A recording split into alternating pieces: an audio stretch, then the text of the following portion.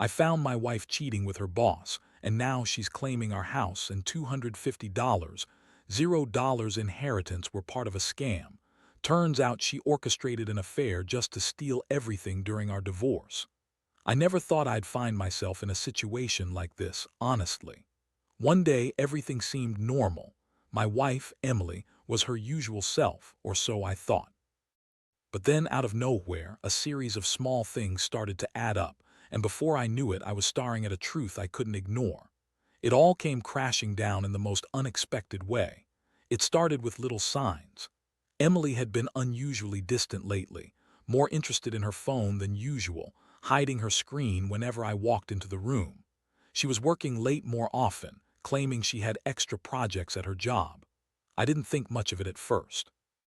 We had been married for 5 years, and sure, every relationship hits rough patches, but I trusted her. Or at least I thought I did. Then I noticed her phone bill. I usually paid attention to the big stuff, expenses, bank statements, but one night I was bored and decided to check her recent messages. It was a mistake I'd regret forever. There, hidden between a bunch of innocent texts, I saw a string of messages with her boss, Mark. They were flirtatious, loaded with suggestive emojis and talk about meeting up after work. Nothing explicit, but enough to send a cold wave straight through my stomach. I kept digging. Her bank statements showed charges from a hotel downtown, expenses I didn't recognize. I confronted her about it and she brushed it off, calling me paranoid or jealous. She told me I was imagining things, that Mark was just a friend, a mentor to her at work, but I knew better. I could feel it in my gut, something was wrong and I had to find out the truth. One night I decided to follow her. I waited until she said she was going to a work dinner, which was her cover story. I followed her car, parked a block away, and watched her go into a hotel with Mark. They stayed for hours and I saw her kiss him in the hotel lobby. That was it. My world shattered in that moment. I never thought she'd do something so reckless, so cruel. When I finally confronted her the next morning, her reaction was a mixture of anger and denial. She called me crazy, said I was overreacting, that Mark was just a friend and I was jealous. She said I was imagining things because I didn't want to believe that she was unhappy or that she wanted something else. But I had all the evidence, the hotel receipts, the messages, the kiss in the lobby. There was no denying it anymore. The emotional fallout hit me hard. I felt betrayed, humiliated, like I'd been punched in the gut repeatedly.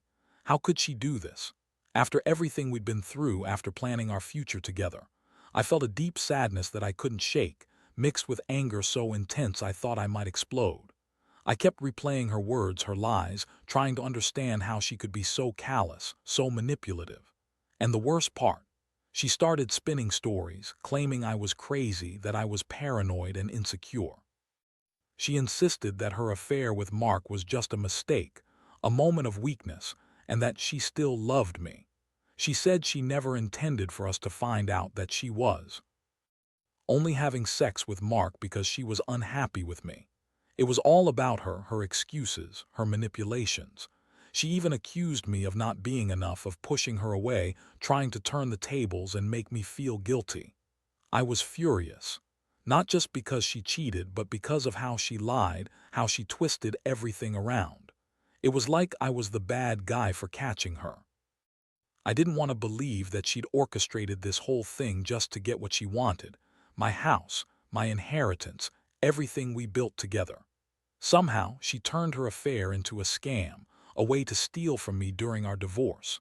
That's when I started to realize I was dealing with someone who was capable of anything. The woman I loved, the woman I thought I knew, was a master manipulator. And now I was left to pick up the pieces of my shattered life, wondering how I could ever trust again, how I was going to move on from this betrayal. After the initial shock wore off, I started to see the full picture of what Emily had been up to. The more I dug into her recent actions, the more it became clear she had planned this from the start. This wasn't just a fling, she had orchestrated an entire scheme to steal everything I had worked for. I couldn't believe I'd been blind for so long, trusting her, thinking she was the love of my life. The first thing I did was go through our finances in detail. It took days, but I wanted to understand exactly what I was dealing with. Our house, the inheritance. She claimed these were part of some scam, but I knew the truth. She had been subtly pushing me to sign papers, convincing me that the house was just an investment opportunity she'd been researching. She kept saying I didn't need to worry, that it was all under her control. Meanwhile, she was secretly funneling money into her own accounts, and I found suspicious transfers to her name from some account I'd never seen before. One night, I caught her in a lie. She told me she was at a friend's house, but I saw her car in our driveway, and when I checked her phone, I found a message from Mark, telling her to prepare for the big day. The day she was supposed to meet him at the hotel, I felt like I was losing my mind. How could she lie so effortlessly? And how could I have been so stupid to trust her? I started to piece together her plan. Emily had been secretly talking to Mark for months, maybe longer. She used her charm, her bitchy attitude, and her fake innocence to manipulate everyone around her. She told her friends she was working late, but she was really meeting Mark. She even told her boss she was distraught because I was holding her back, which was a lie. She wanted to make me look bad to justify her betrayal. The more I learned, the angrier I got. I realized she had used her affair not just to cheat on me, but to set up her escape plan. The house, the inheritance, they were just pawns in her game. She claimed I was stingy and controlling, but the truth was she was planning her escape all along. The inheritance she was whining about, she knew it was coming, and she was scheming to get her hands on it. She even tried to convince me that I was lucky to have such a generous wife, but I saw through her lies now. One of the biggest shocks was discovering she'd been talking to a lawyer behind my back. I found out she was preparing to file for divorce the moment she got her hands on the house and my inheritance. She had already spoken to a lawyer who told her how to hide assets, how to manipulate the process, and how to make it look like I was the bad guy. She wanted to spin the story, make herself the victim, and walk away with everything. I felt so betrayed, so angry, but mostly I felt helpless. I had trusted her for so long. I had believed in us. But now it was clear she had been planning this, maybe even before we got married. The woman I married, the woman I thought loved me, was just a con artist wearing a pretty face. She had turned our marriage into a game, and I was the pawn she was willing to sacrifice to get what she wanted. I knew I had to act fast. I contacted a lawyer the next day, told him everything I had uncovered, and asked for advice. I wanted to protect what was mine, my house, my inheritance, my dignity. I also started to gather evidence, screenshots, bank statements, her messages. I wasn't about to let her walk away with everything, especially not after all the lies and deception. This was only the beginning, I could tell. Emily wasn't just a cheating wife, she was a manipulative, calculating woman who had been planning her escape from the moment she saw an opportunity. I had no idea how deep her deception went, but I was determined to fight for what was rightfully mine, even if it meant tearing her lies apart piece by piece. Once I had the initial evidence and a lawyer on my side, I started to see just how far Emily was willing to go to get her way. She wasn't just cheating, she was orchestrating a full-blown scam. I found out she had already spoken to a divorce attorney, and from what I gathered, she was planning to file just as soon as she had the house and the inheritance in her hands. It was like watching a con artist in action, and I felt sick to my stomach knowing I'd been played so thoroughly, but I wasn't going to let her get away with it. I decided to fight back, not just with legal action but with a plan of my own. I needed to hit her where it hurt, her lies, her manipulations, her false image. I started by confronting her again, this time with my lawyer present. I wanted her to see I was serious, that I wasn't going to roll over just because she threw out some flimsy excuses. The confrontation was a mess. She looked at me with her usual bitchy smirk, trying to act innocent, claiming I was paranoid, that her affair with Mark was nothing but a mistake, a moment of weakness. She said I was overreacting and that I didn't understand how much she suffered in this marriage because I was cold and distant. She cried, she yelled, she even accused me of controlling her. It was classic gaslighting, trying to make me doubt my own perceptions, but I had enough. I laid out all the evidence, the hotel receipts, the bank transfers, her secret messages. I told her I knew about her plan, that I knew she was trying to steal the house and the inheritance. Her face twisted in anger, then in panic. She denied everything, of course, claiming I was crazy, that I was jealous and possessive. She insisted Mark was just a friend, that she'd never cheat, that I was accusing her for no reason. But I wasn't buying it anymore. I saw her for what she was, an opportunist, a liar, a manipulator. The emotional toll was heavy. I felt rage boiling inside me, but I also felt deep sadness. How did I miss all the signs? How did I let someone like her get so close? I kept thinking about the good times, the plans we made, the future I thought we had. But now I saw everything clearly. She had been using me, using our marriage, just to line her pockets. She was willing to destroy everything we built for her own gain. I realized I had to act fast if I wanted to stop her from taking everything. I filed for an emergency injunction to freeze her access to the house and the inheritance, and I demanded transparency on all accounts and assets. The lawyer told me I had a solid case. Her plans were too obvious to ignore. I also hired a private investigator to dig into her financial activities, just to be sure I wasn't missing anything. Meanwhile, Emily's attitude shifted. She started to get bitchier, more aggressive, trying to guilt-trip me, calling me paranoid, possessive, and insecure. She threw around accusations that I was controlling her, that I was just jealous because she was more successful than me.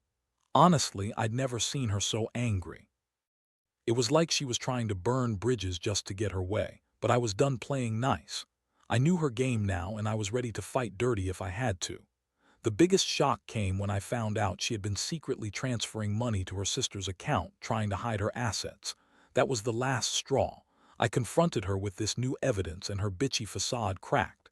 She accused me of snooping and ruining her life, but I didn't care. I was done being played. At this point, I knew she was desperate. She started throwing tantrums, screaming that she'd destroy me if she had to. But I had the law on my side, and I was determined to protect what was mine. The more she lied, the more I saw through her.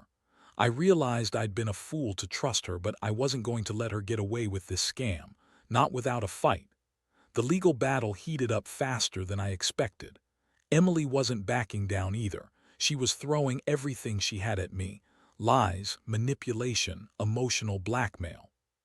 She kept insisting she was the victim, that I was trying to ruin her life, all while trying to spin her affair as some mistake she made because she was unhappy. Honestly, it was exhausting, but I stayed focused. I knew her game was to wear me down, so I doubled down on my evidence and prepared for the fight ahead. One day, I caught her trying to forge some documents, papers that would supposedly transfer ownership of the house or hide her assets. I found her in our bedroom, frantically trying to alter some legal paperwork.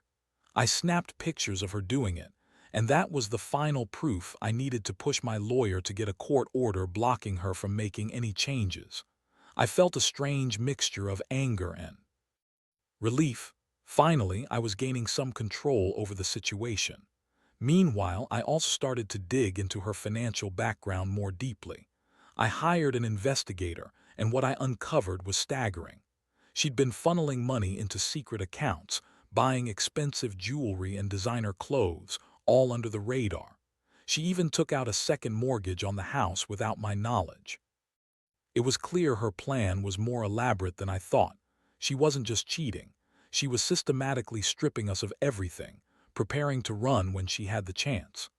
The turning point came when I obtained court documents showing her attempts to hide assets. I presented this evidence in court, and the judge immediately issued a freeze on her accounts and the house. That's when I realized how close she was to pulling off her scam. If I hadn't acted quickly, she'd have walked away with the inheritance, the house, and probably left me with nothing. Her reaction was priceless. She threw a tantrum in court, yelling that I was trying to ruin her, that I was controlling and jealous. She accused me of sabotaging her career, which was laughable because I had no control over her work affairs. She was the one sneaking around. She kept insisting she loved me, but her actions told a different story. I could see the desperation in her eyes. She knew she was losing her grip. The most startling moment came when her lawyer suggested she might need to admit to some of her lies to get a better deal. Emily's face twisted with fury. She was used to getting her way, used to manipulating everyone around her, but now she was cornered. She looked at me with pure hatred, and I knew her plan was unraveling. She was trying every trick in the book to escape, but I was prepared for that. Throughout all this, I felt a strange mix of vindication and heartbreak. Vindication because I finally saw her true face, a manipulative, selfish woman who used her charm and bitchiness to get what she wanted. Heartbreak because I'd trusted her, loved her, and she had betrayed me so thoroughly. I kept asking myself how I missed all the signs, how I didn't see the pattern earlier. But I also knew I had to do what was right, to protect what was mine, and to hold her accountable for her actions. In the end, I realized I couldn't just focus on the legal battle. I had to also deal with the emotional fallout. I started seeing a therapist, trying to piece myself back together.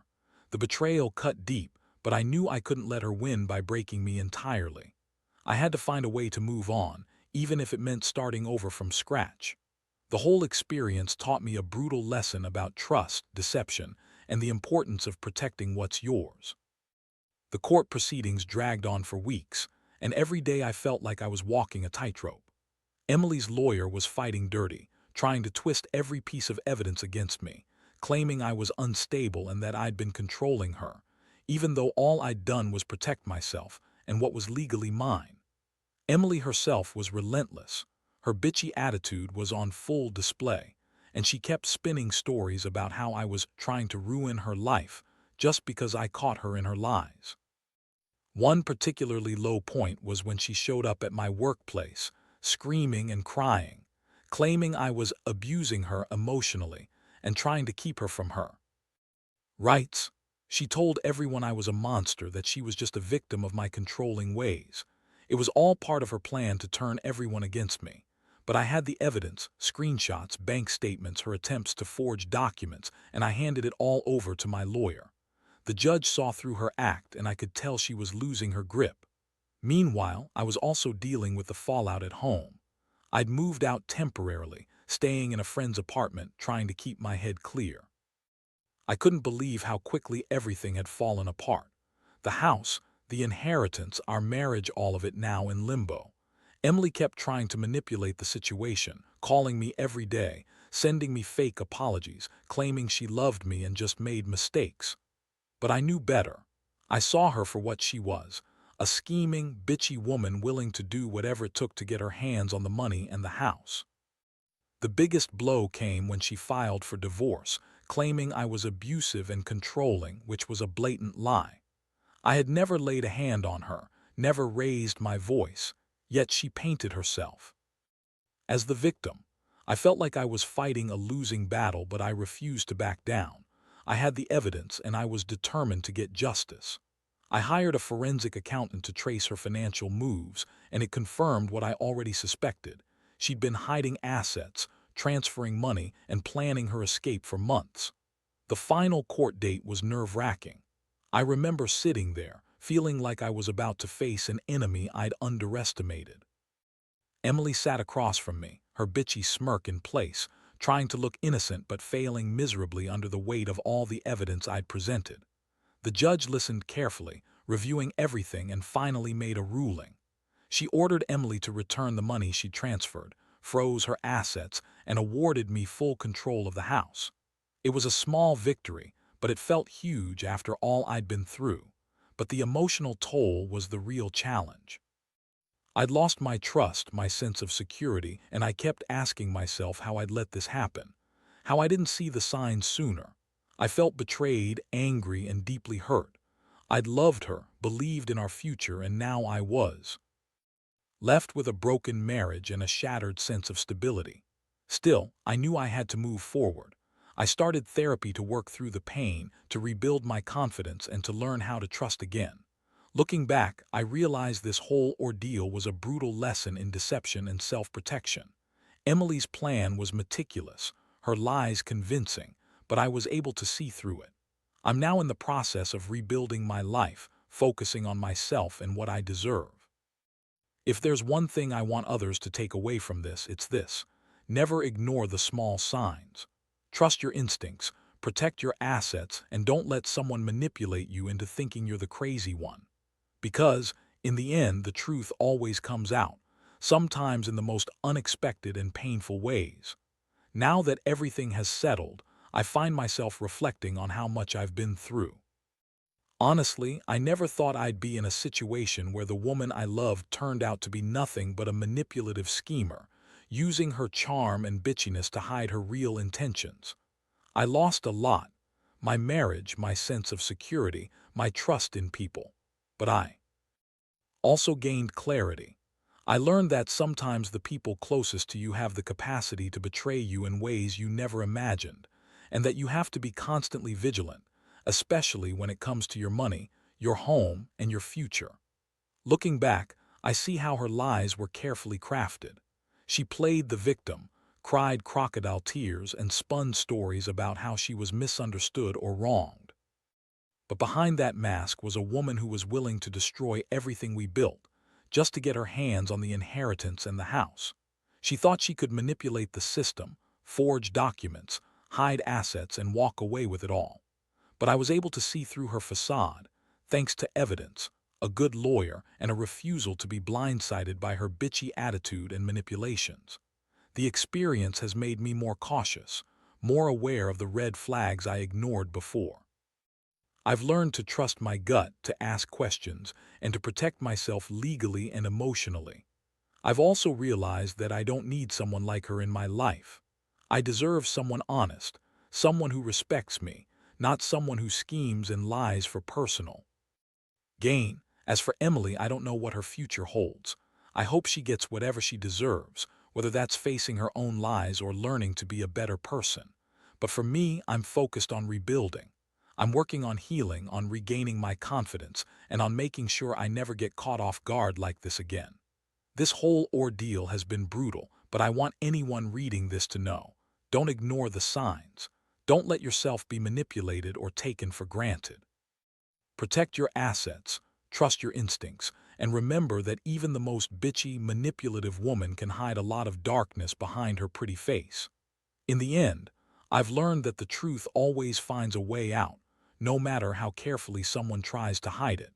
And as painful as it is to face betrayal like this, it's also a lesson, one I'll carry with me for the rest of my life.